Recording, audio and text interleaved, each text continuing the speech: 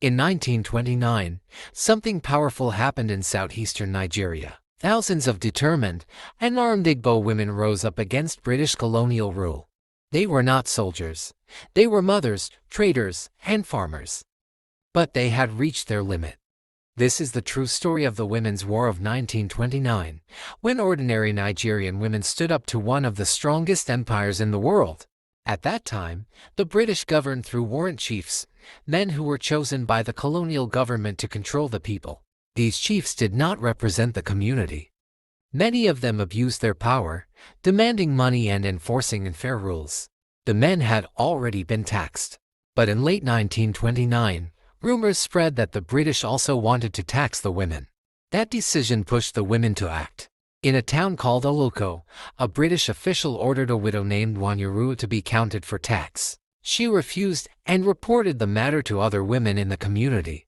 That one event set off a chain reaction. Soon, women began to organize themselves.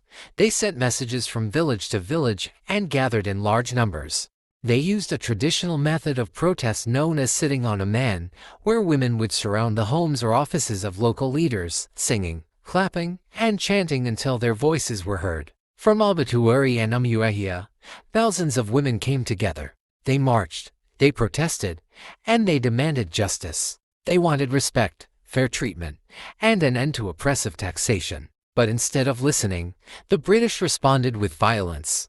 In some towns, colonial police opened fire on the protesting women. At least 50 women were killed.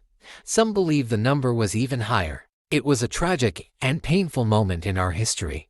Yet, their resistance led to real change. The colonial government was forced to cancel the tax. Many warrant chiefs lost their positions.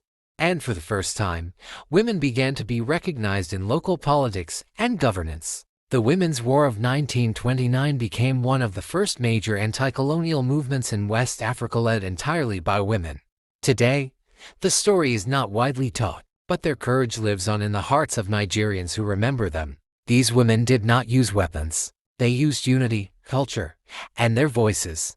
And they made history. If this story inspired you, please share it. Leave A in the comments to honor their bravery. And don't forget to subscribe for more true African stories told the way they deserve to be told.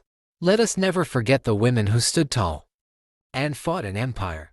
Like, share, and subscribe and follow for more.